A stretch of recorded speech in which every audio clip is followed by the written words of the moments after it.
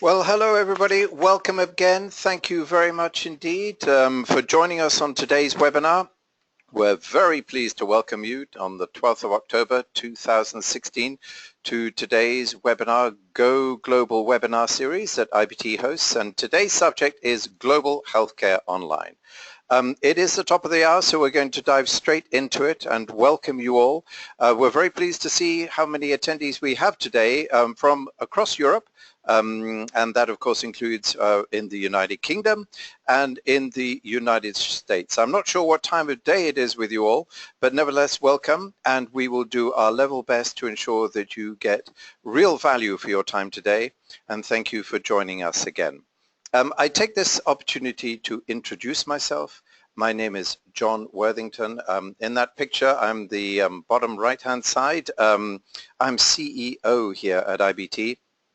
I do love and endorse and promote our Go Global webinar series. I always insist on being involved. These webinar programs, it's a great way to learn. Personally, I attend about 3 or 4 webinars each month. I set myself a goal of doing so to keep up with all of the innovation that is out there. It is so crucial to understand all that is happening and the many challenges that face us as we go global, and no more so than in today's healthcare market, the subject of today's webinar. It's a really rich program that we've prepared for you.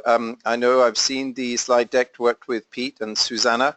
Some really interesting information there. We do try and improve this information and make sure that it is useful and that we provide you with takeaways. So that does mean that as you see the slide deck, look at that information and we'll be providing all of that information for you.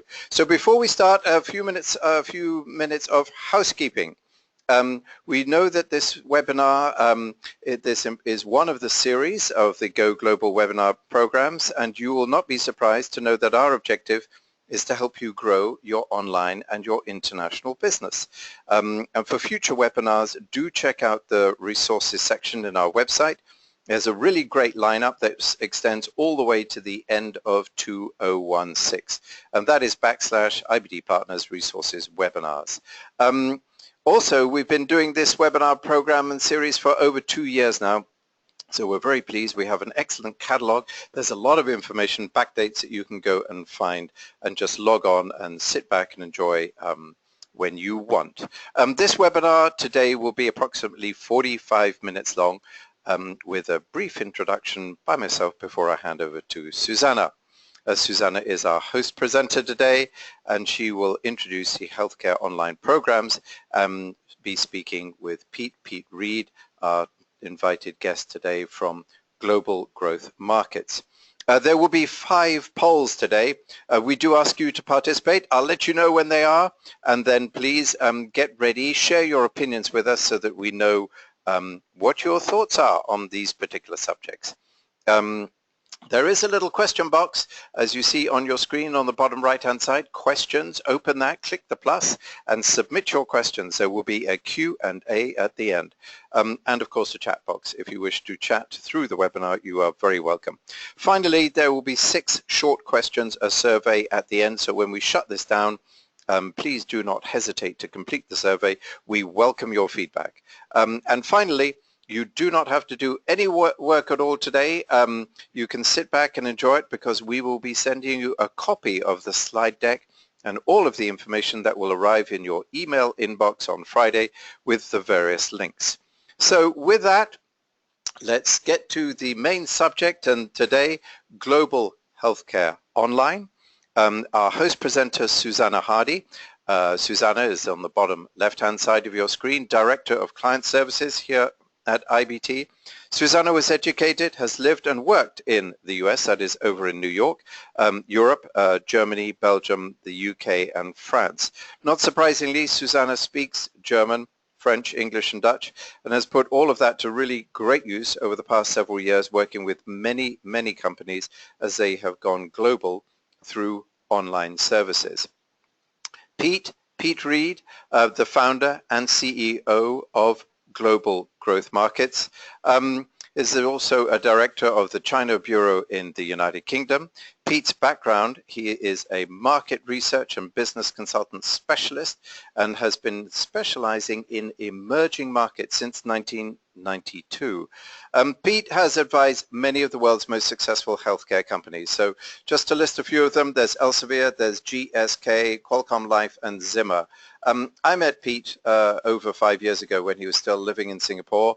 I've had the huge pleasure of working with Pete on a number of his clients, and I can tell you the service that he delivers and the expertise that he has. Pete, we're very pleased that you are joining us today. Pete is a true expert in healthcare. A word or two on our companies, that is IBT and Global Growth Markets. IBT is a private company. We are a team of online webmasters, engineers, and business developers. We have staff in the US, UK, Germany, France, and China. We've been in business for 15 years, helping companies online using digital to go global. Our core activity is helping these companies internationalize, and we do that by building localized websites and providing all of the online marketing, and mcommerce functionality that is needed to get into these target markets. So our core message is go global with website localization, and that sits so well along today's global healthcare online subject matter. In today's digital world, every company's number one asset for marketing and sales is its online presence, and that is clearly the future as well. A word on Global Growth Markets is a market information service provider to leading and innovative healthcare companies. They succeed in their chosen international growth markets when GGM is providing that information. That is accurate market data, reliable insights, keeping clients fully informed and ultimately helping them make better decisions. I do suggest that you go to GG Markets website. There's a lot more information there, a lot of interesting stuff that Pete and his team have put up there. So without any more ado now, I'm going to hand over to Susanna and look forward to the webinar that we're all about to enjoy together. Thank you.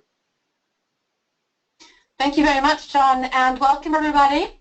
We're going to get straight into business here. We're really going to be talking first about some of the major trends and opportunities that we see in the healthcare industry globally, and Pete has a fantastic overview of that on a global scale.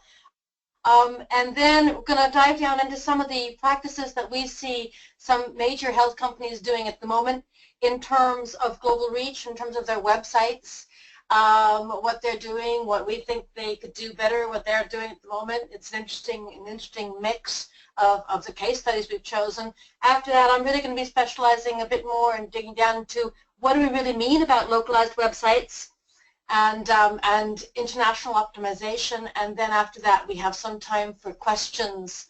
And as John said, we really encourage you to just drop some questions during the talk. We will get back to at the end of the presentation, or if we don't have time, then we'll give you a call afterwards. But so sit back, relax, and if Pete, if you're ready, I'd love to hand over to you to talk about cheerful things like aging. Pete? Thank you, Susanna, and thank you, John, for the earlier introduction. As John mentioned, my company, Global Growth Markets, is a market information and consulting firm focused firmly on the healthcare sector. And we're particularly interested in the intersection of healthcare with technology.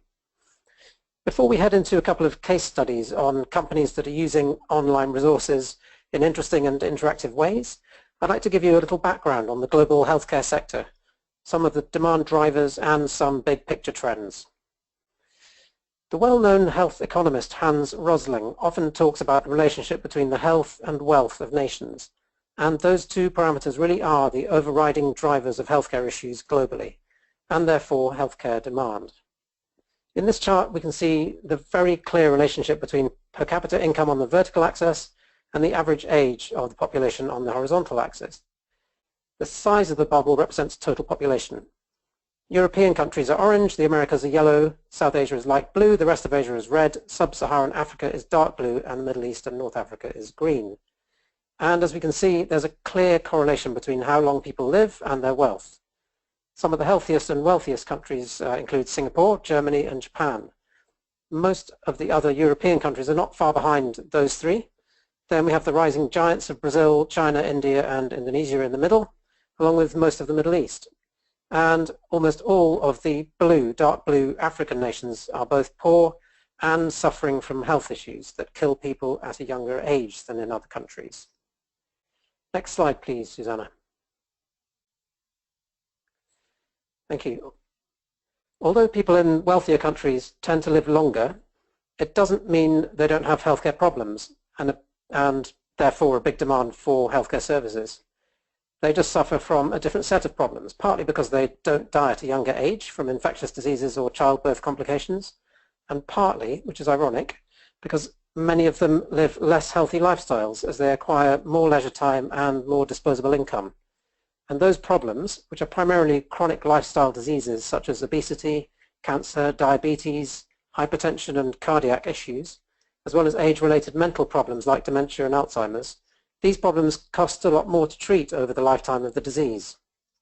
Which means while wealthier countries are arguably healthier, they are also spending a lot more on healthcare. This map shows the incidence around the world of one of the most common cancers, breast cancer. It's showing the number of new cases per 1,000 women, so the data is comparable between countries. As before, Asia Pacific is red, Europe is orange, and so on. And what stands out here is that the biggest blobs where the incidence is highest are some of the most developed countries, the US, Australia, and New Zealand, and especially the whole of Europe, the European countries, have a high incidence of breast cancer. According to breastcancer.org, 90% of breast cancers are due to genetic abnormalities that happen as a result of the aging process. So while this cancer is not non-existent in less wealthy countries, the incidence rate is much lower because the average age is much lower. In effect, many women in Africa die of other causes before a disease like breast cancer has a chance to take hold. But there are exceptions. Look at Japan, very low incidence rate, but we know Japan has the oldest population on the planet on average. So there are other factors at work here as well, apart from aging. Some genetic, some lifestyle related. For example, smoking, drinking, and activity habits. And if we were to look at a communicable disease like malaria or TB, we would see broadly the opposite pattern. The incidence would be high in Africa and Southeast Asia and Latin America, and it would be lower in the developed world. Let's move on and look at healthcare spending. Next slide, please. The percentage of GDP spent on health is on the vertical axis in this chart, and the average age is on the horizontal axis. Here again, for the reasons I've just been explaining, there is a fairly clear correlation between spending and age. And we see very clearly that the countries which suffer more from non-communicable diseases tend to spend more on health than those poorer countries which suffer from infectious diseases and general public health problems. There are a couple of notable outliers here though. The US is the big one, where high healthcare spending is resulting from the combination of private healthcare provision financed by public health insurance schemes and fueled by some quite extreme societal and lifestyle factors. Then we have Indonesia, where spending is less than half the global average, another outlier. As a developing nation moving towards political stability and economic success, Indonesia is now investing massively in its healthcare infrastructure and services, mainly an ambitious national healthcare insurance system which was introduced in 2014. Next slide, please. Healthcare costs have been virtually spiraling out of control in many of the more developed countries over the past few years, as we have seen in countries like the US and the UK, where the burden of responsibility on the government to continue funding an inefficient healthcare system seems at times to be incontrovertible. But now, at last, we are seeing a widespread move towards a more value-based model, where spending is increasingly tied to outcomes and to efficiency. Average global healthcare spending is expected to come down to around 10% of GDP over the next few years, and annual healthcare market growth will be around 4%. That might seem moderate, but the market is huge, $10 trillion in 2015 globally, and the chances of a slowdown are minimal. Healthcare is largely recession-proof because people don't stop falling sick when economies slow down. Technology is one way to solve some of the problems faced by the overburdened healthcare services we see in many countries around the world. Huge investment is also needed to address problems like cancer and increasing antibiotic drug resistance. So while the future of healthcare can look very worrying in some respects, the future of healthcare as a business looks promising. Next slide, please.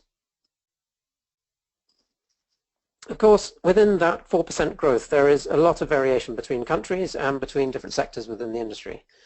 Healthcare services is likely to grow more slowly, whereas technology-driven aspects such as digital health and mobile health will expand rapidly from a smaller base. One very notable trend is the shift of the locus of growth towards the east and the south from the European point of view. Asia is expected to grow at 7% and the Middle East and Africa at 9% annually.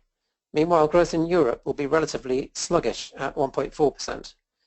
This doesn't mean there are no opportunities in Europe, but factors like value-based care, cost pressures, and healthcare sector reforms are having an impact on growth.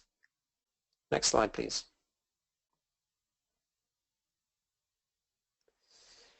We usually look at the healthcare industry in the form of 4 main sectors, and these are, of course, each made up of a plethora of smaller sectors and subsectors. A $10 trillion industry, it's a complex thing. Perhaps the most fundamental area is the provision of care through healthcare services. Facilities such as hospitals, clinics, aged care centres, and increasingly things like medical tourism. Then there is the pharmaceutical and biotechnology sector, exploring, developing, testing and marketing the drugs, vaccines and other biochemical products that healthcare professionals rely upon. Medical technology includes diagnostic and therapeutic equipment, for example, X-ray, ultrasound and radiation therapy equipment, as well as a wide array of other equipment and devices ranging from hospital beds to syringes to knee implants. Finally comes the rapidly developing healthcare IT sector, including online services, mobile health, apps and wearables, electronic health records, hospital workflow software and many other products and services. This is perhaps the most exciting sector, where things are really happening and great advances are being made. And this is where we are going to focus now with our 2 healthcare website case studies. Pete. Next slide. Well, Pete, before we do that, can I just jump in? We have a poll now. We'd like to just launch a quick poll. Thank you very much. Related to this information, I'm launching a poll now. So please, everybody, can you get out there? I want to have your feedback to this poll, which is, do you have the information you need to expand in global healthcare markets? So please, can we have yeses or yes, but only in some targets, no, but I'd like to. I'd like to say that at the moment we're getting 50% feedback, 50% yes, 50% but only in some target markets. So I will close that poll. 150, it's still moving yes, but no, I would like to. So there we go. It's a range. We've got yes, no, I'd like to, and the majority yes, but only in some target markets. So I'm going to close that poll and go on. Pete, over to you. Thank you, John. The first company I want to look at is Archimedics, an online medical tourism search engine that aims to empower the tens of millions of patients who travel internationally each year seeking treatment, spending hundreds of billions of dollars on care and travel. Archimedics places great emphasis upon offering the patient the best quality care available within their budget and time frame. To do this, they have a very rigorous and 100% objective back-end research process, an algorithm and search approach. Next slide. The website looks something like this. Essentially, it is one big search engine with a very robust database behind it. Variables include the treatment required, the price range you are willing to consider, hospital locations, and the languages spoken at the hospital. The system will then come up with a number of hospitals that meet those criteria, with information on their accreditations and a star rating based on Archimedics' own algorithm. What is unique about this site is that it doesn't accept any advertising, sponsorship, or other payment from the hospitals. It is 100% objective, and the revenue model is based purely on referral fees. Next slide. The site looks simple, but there is actually a lot of complexity behind the front end, driving the search process and enabling the objectivity which Archimedics values so highly as their key point of differentiation. So, as you can see from this iceberg illustration, while the patient only sees the search functionality and the ranked results of their search, behind the scenes we have a highly structured database of hospital information, statistics on numbers of doctors, wards and so on, information about diseases handled and treatments provided, and pricing information. Next slide. Finally, on Archimedics, their approach to going international is quite interesting. Their target market is global. People travel overseas for treatment from places like the UK, US, Europe and Australia to save on costs. And they travel from markets like China and Russia for other reasons, not really usually relating to cost, but more to access better quality care or drugs that are not available at home. Archimedics only has one website. Its primary language is English, of course, and it offers machine translation to 9 other languages.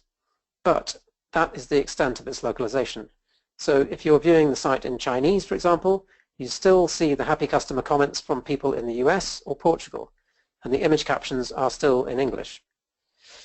The way they're trying to reach the big non-English speaking outbound medical tourism markets such as China and Russia is by partnering with web portals, which have access to big subscriber bases and will, they hope, drive traffic to Archimedics as a preferred partner. For example, Archimedics recently signed a partnership with mail.ru, one of the top aggregators in the Russian market, which they expect will eventually generate 600 leads per day. The site is still relatively young. Their commercial launch was less than a year ago, so it remains to be seen how well this kind of approach to international healthcare web marketing will work. Next slide, please. Our second healthcare website case is Optegra. Optegra is a private UK-based ophthalmology provider which aims to make relatively simple eye surgery procedures easily accessible to anyone who can afford them, especially laser surgery and lens replacement, which target young people with short sight and older people who suffer from long sight or cataracts, respectively. To me, it is a very interesting example of using a consumer marketing approach to promote elective healthcare. Next slide.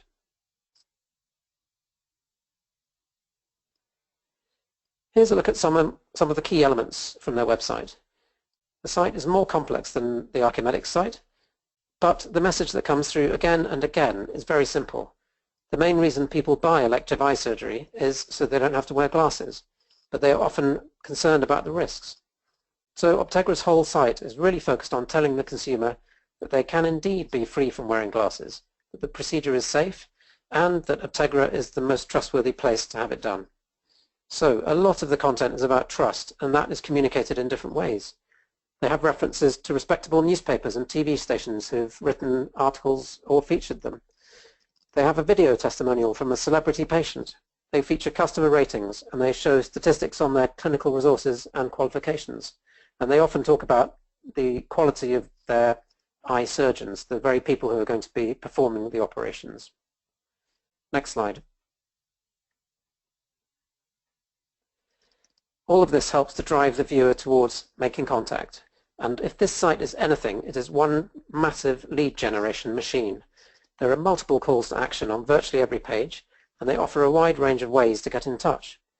On this one page that we're looking at, or extracts that we're looking at from this one page, we found 11 different contact options, offering something for each patient segment and at each stage of the decision-making process, including a free phone number, which is featured twice, an online form, a pop-up inquiry box, a clinic finder, a free consultation request, and an invitation to an open evening. So there's something for everyone, and it's almost difficult to come up with a reason why you wouldn't get in touch with them if you're in the market for an eye procedure. Next slide, please. Optegra is in fact a two-sided network model. A sizable part of their business comes through referrals from healthcare professionals such as GPs and opticians. So, complementing the patient-facing pages, there is also a mini-site for healthcare professionals.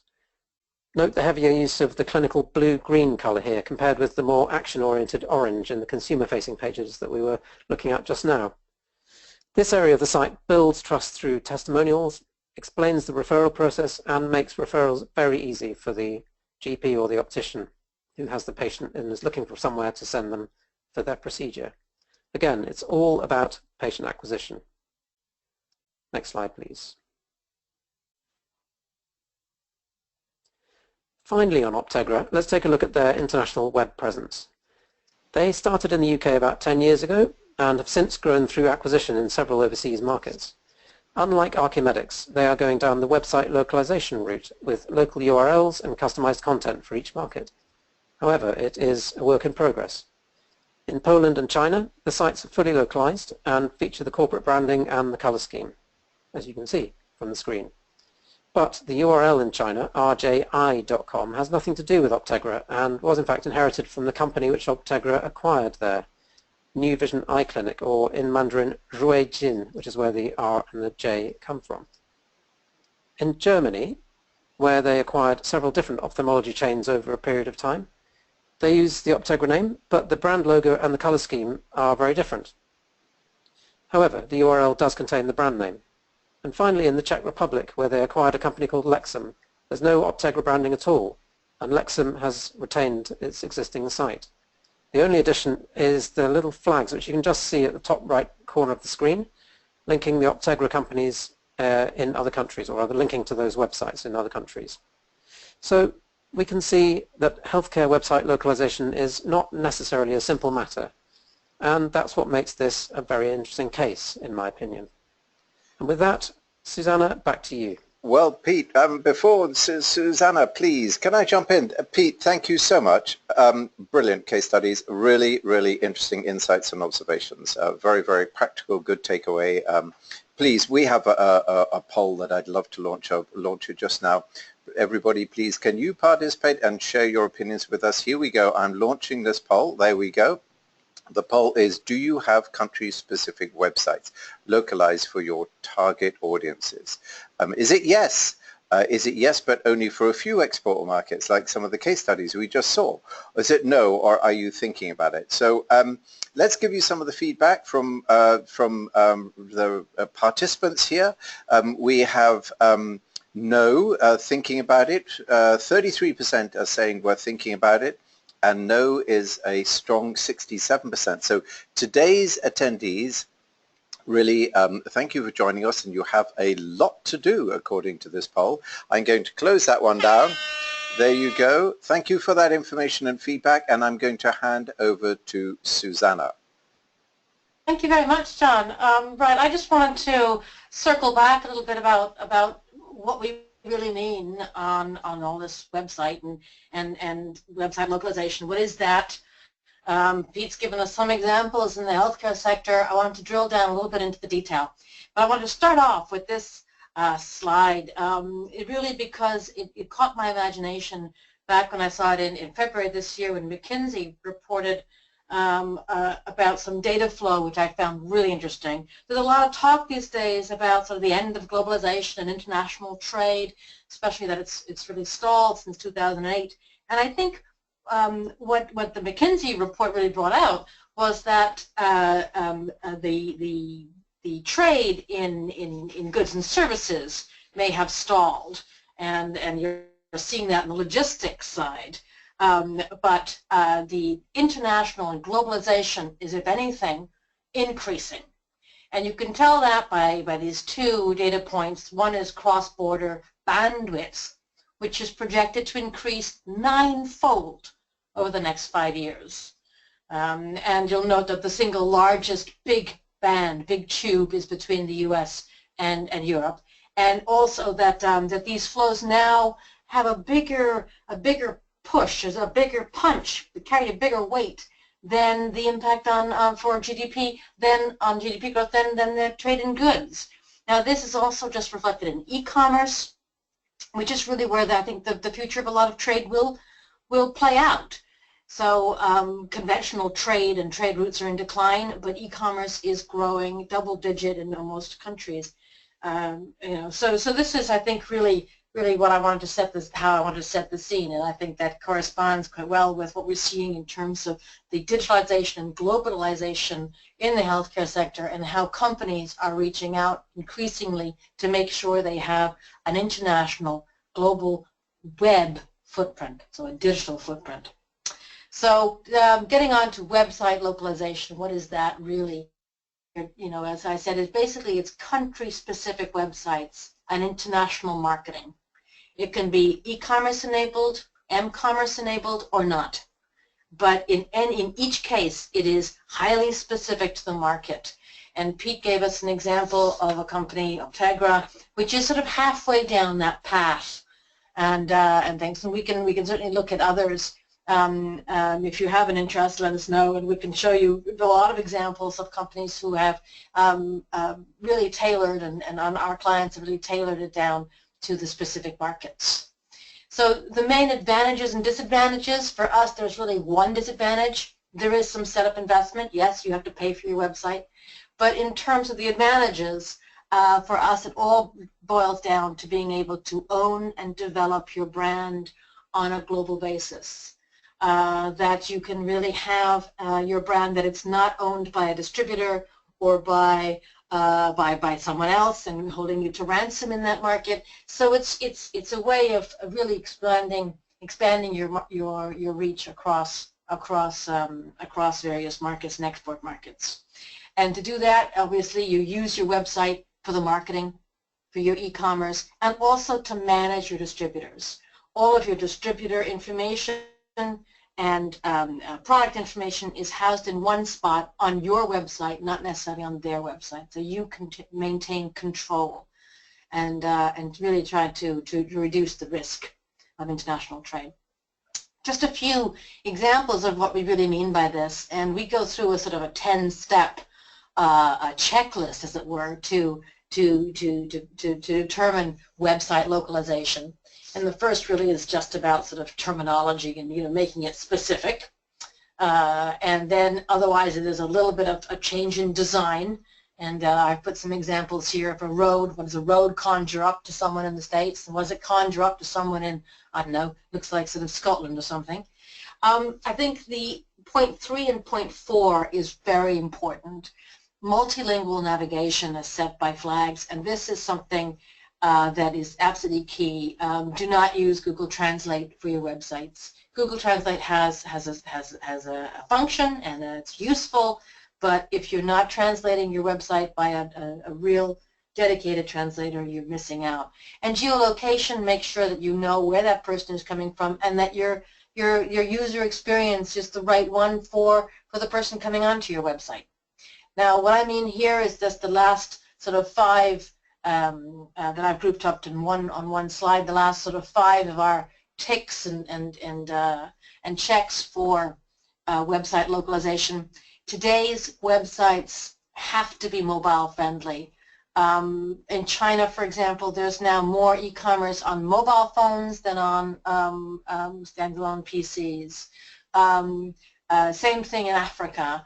In the Middle East, there are more mobile search now than PCs. So mobile-friendly devices are really important for those markets and for all markets, to make sure that you are 24/7 open to your clients. Hosting is important for technical reasons, but mainly have to do with up and download speeds. Then something called content management systems. These are the software that people like us use to build your websites, and it's very important to choose the right one. Regulatory requirements, these are increasingly important and something which we think will play a greater role in the years to come across all markets, Europe leading the bandwagon on that one. Domains and domain names, it's important to own your domain names and not hand them over. This is part of your brand ownership. And finally, social media, which you use to drive sales, to make sure that you're generating your leads and your salesmen are contacting out in their target markets. So moving on. Susanna. John, do you want to do a little poll here? Absolutely, yeah. Susanna, please. Thank you very much. What a checklist. I'd like to dive into number 9, domains. Everybody, can you see those domains, those .frs, .its? Leave you to guess which one they are. I believe I was told that there are about 190 what they call country-specific domains. And so the poll is going to be all about that. Here we go, launching. Now, do you own your main international domain names? I mean, it's real money, it's real value. It's clearly important to ultimately own the domain name in which you are exporting to. I'm getting feedback which 100% are all saying, yes, we own. No, it's suddenly dropped, it's changing. So 75, 50% yes, but only in a few. Well, I mean, clearly, as you're looking to go international, domain names are a part of it. It's one of the boxes to tick. Recommend that strongly that you look at it. And the final numbers tend to be 33%, and are yes, but only in a few. And there are some indeed that where distributors own them. I close the poll. Thank you very much indeed. And I go that, there you go. That's the close of the third poll, and I hand back to Susanna. Thank you very much, John. That was very interesting. Domain names really are one of the things that we really insist on for clients as a starter point in going global. Now, just another point here, and I guess there's a lot of text on this. There's really only one message. Search engines optimize every single market. So it stands to reason that you're going to have to optimize and make very specific demands on each of your markets as well. So if your search engines are localized, you have to be localized for your markets too. Just a silly example here. I mean, as you know, Google is very dominant in Europe. It has over 95%. It has like 98% in some markets. It has 2% in China. It has about 65% in the United States. So if you want to reach the Chinese market, really making your site really responsive to Google, it's just not going to get any traction. If you want to go into South Korea, you need to have Naver, or Russia, it's Yandex, and so on. So what's important is to make sure that you are optimized and localized for that search engine. Now, all search engines basically look, they all have different algorithms, but they all look for the same thing, which is really content. And very good, unique, quality, good content, and content that lives and evolves over time as well. It's no good building a fantastic website and then leaving it there in the far corner, not using it, not updating it, not using it, especially for social media. It'll sink in these search engines. So really, when you are going international, when you are looking at having international websites, make sure that you're tailoring them to the right search engine. And here we've talked about sort of localized marketing and social media. Again, once you get into that, once you have and launch that localized website, as I said, really then have to use it. And there are a lot of different social media outlets depending on which markets there are. Different ones use them in different ways. Facebook is used for business in some markets and only for non-business in other markets. But I think the most important for us really is to be responsive and to engage locally, and to build your network in a local market and really sort of reach out and be responsive. Just make sure that you are plugging into local associations and chats and dedicated verticals that you find in your sector. So that's our key. We have actually a webinar in about 2 weeks' time on global search engine optimization and social media. So I'm going to leave that for our next webinar and just sort of give you a sort of overview here of e-commerce in general, which is one of the main things that we find is of use for our healthcare clients in particular. They seem to really want to have e-commerce plugins and mcommerce plugins. These are very important for that industry. And there are basically 4 different ways of going about that. And we find that again and again the pros and cons indicate for us that you really should build your own website in order to have the full control over both the brand and marketing for the e-commerce. And that, I think, was a good example that Pete had earlier about Ultegra, where building their own brand or having control of their own brand in various markets allowed them then to really reach out and engage with local customers for that. And again, we've had quite a few webinars on e-commerce specifically, and if you want more information on that, we can direct you in that way. So moving on. Thank you. Susanna, how about another poll just related to this? So please, everybody, are you ready? I'm going to jump in and launch this one. This is poll number 4. So here we go, please, everybody. It directly says, are your international websites e-commerce, mcommerce enabled? So functionality-wise, are you looking to a third party or not? Are you seeking to have this in-house or out-house? 100% are saying no. This is no, it's actually being shared out now. So 50% and 33. So we have yes in all the important ones. We have yes, but only in some, and we have yes for, and we have some for no. So there we go. There's the split. I want to thank you very much indeed. You will get this information on Friday and get all of this feedback. So with that, I'm closing this poll, and I thank you very much. There you go. That was the closing horn. Susanna, back to you. Thank you very much, John. Just really to summarize for us, website localization for exporters. As John said, you will be getting these slides, so you can sort of look through these things. But for us, I think the key remains that central list, that central line there, that row about your brand and how to build both the credibility, the trust, and the reach that you need in export markets and global markets that you'll want to get into. Finally, I just couldn't resist this one. One of my favorite directors, Woody Allen, famously said that 80% of success is just showing up. And I thought that that was a great way to sum up a localized website for an exporter and for companies going international.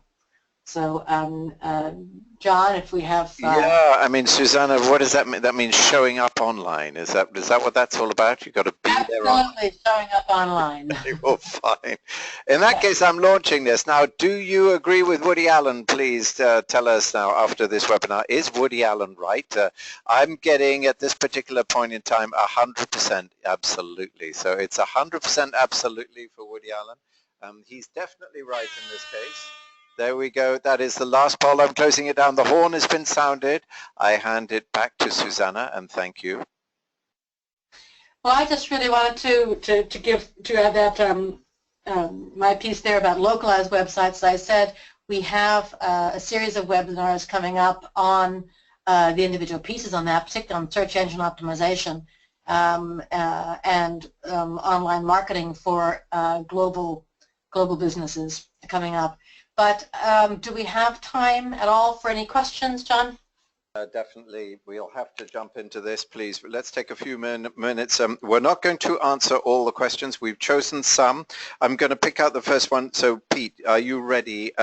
This is from one of our UK attendees today. They're looking at entering new export markets, and they're saying, how do we know whether our healthcare products will be well received there? There you go. That's clearly in your neck of the woods, Pete. What do you have to say? Thanks, John. Yeah, well, very good question, and one of the first questions that I guess any exporter or any company going international is concerned about. Is there a demand for their product or service in the target market? And my answer to that is always you must do your research. So we rely heavily on market research to answer these kind of questions. It's important to look at obviously the size and growth of the market in the target country, but then also bearing in mind that very few companies are addressing a whole market segment. There's usually sub-segments which are maybe more suited to their products or service, so we need to look specifically at those. How big are they? How are they growing? What's the competitive environment like?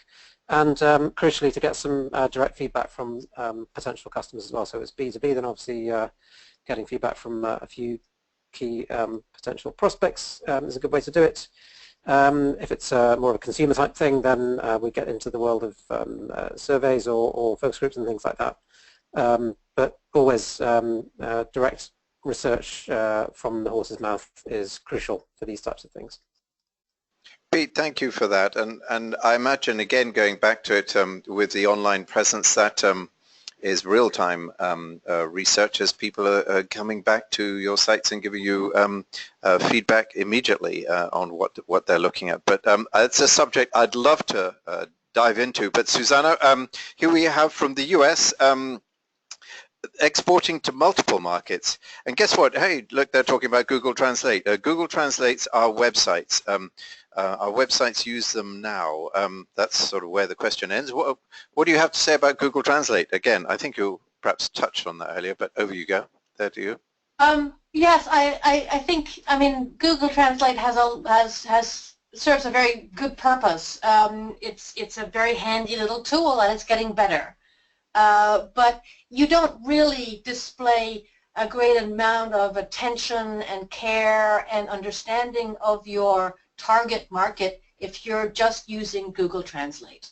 And we all know, we've all seen the jokes about the bad translation that can happen. But I think beyond that, it's just really a matter of saying to your target clients, you know, we care enough about you to really understand your market, to really make the effort to translate locally and not just use Google Translate. So there's a real, you know, I think there are many reasons to do it, and that for me is the key one, is to build up the trust and reliability that you need in the sales journey to make sure that you are getting the sales, and to make sure that your audience is really, first of all, understanding you properly, respecting you, and knowing that you care about them and understand them. So thank you, John. So yes, definitely you only use, you know, dedicated, knowledgeable, local translators.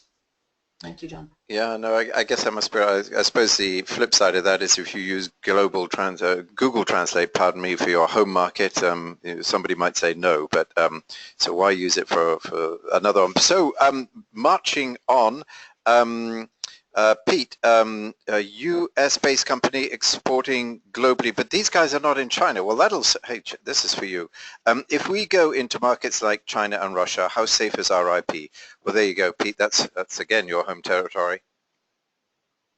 Thanks, John. Yeah, IP is a topic that comes up very frequently, obviously with, especially with more high-tech products, industrial things, electronics. There have been some horrific examples over the past 10 or 15 years of American companies, for example, that have gone into China. Sinovel's firm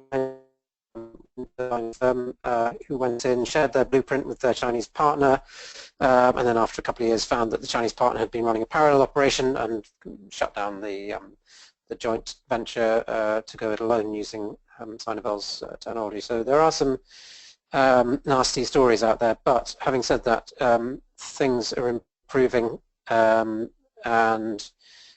both from the point of view of an increasing level of trust between international partners in markets like Russia and other countries, or China and other countries, but also through the medium of the legal process. So it's more possible these days to take legal action or to threaten legal action, which might make partner companies think twice about doing anything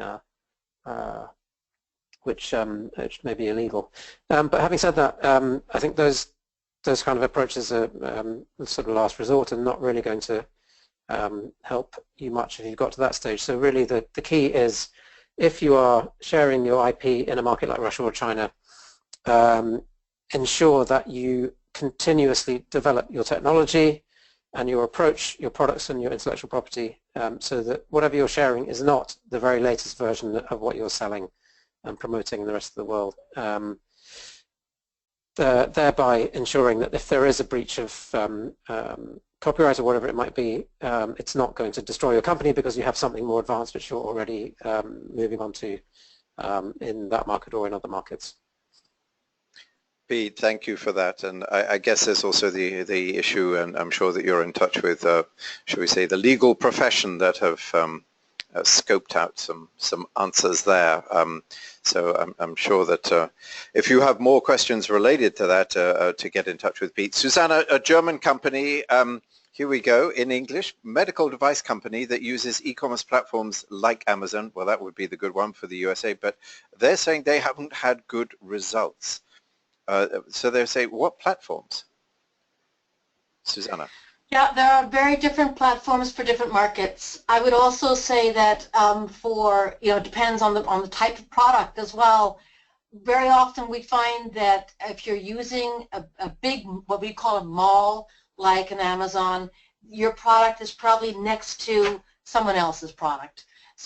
So it's really very price driven, and you're not standing out amongst the crowd, and it's really hard to get any good traction on those big malls. Also, Amazon has a very global, great reach, but there are a lot and increasing numbers of very dedicated platforms for e-commerce for devices. For example, for there are very specialized ones for medical devices in a lot of markets. So we would say, you know, it depends on which market they're targeting and exactly their product, but look further. You know, reach out beyond the obvious malls like a sort of an eBay and Amazon. There are dedicated ones, and then our, you know, in our experience, in the end, it really makes a lot more sense to drive the traffic towards your own site and build your own e-commerce and mcommerce platforms and plugins onto your own site. Thank you, John. Wow. Okay. And I'm looking at the time, Susanna. Thank you for that. We're a little bit over time. Let's go for one more quick question. This one is sort of a technical one, specific software we should use for multilingual websites. I guess, Susanna, I'll throw that one at you, and this one must be the last one. Multilingual website software. I touched on this when I talked about our checklist, and I said there's something called a content management system, and these are the software that programmers use to build websites. There are not that many of them that really work well if you're going onto multilingual websites. A lot of them are unstable, very difficult to use, and so on. So we have really, you know, so we've really looked closely at this. And we favor one called Expression Engine, which is an open source, highly developed, and is really a top CMS. It's used by the very, you know, by companies that have massive multilingual sites like, you know, Nike and Apple, things like that, huge companies. And it is the most stable, most developed, most user-friendly from our point of view, and by far our preference for content management system for global sites. Thank you, John. Wow, thank you, Susanna. Look, with that, we're going to have to jump out. I'm afraid we have no more time. I'm going to have to wrap up and just thank you very much indeed. Well, thank everybody. And before I do, a quick factoid. I love a few factoids always. I was asking Pete earlier about factoids. He talked to me about medical tourism. How about this? Last year, over 500,000 Chinese left the country for healthcare. That's called medical tourism reasons. They spent over $10 billion for healthcare outside China, and the #1 destination was Korea. Now, I don't know what you'll do with that information, but I think that's very interesting amongst all of the other useful takeaways for today. I thank you for attending. I remind you that this is one in a series to help you go global, and so do join us again. I'm going to press the button in a minute to end this webinar, and there will be a survey on your screen, so we hope that you will just take 2 minutes to complete the few questions there.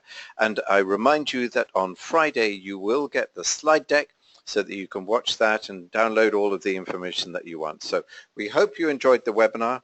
Thank you very much for joining us today. I'd like to thank Susanna and Pete for doing a great job. So here we go. There you go. That's from everybody who signed on today. Thank you both, Pete and Susanna.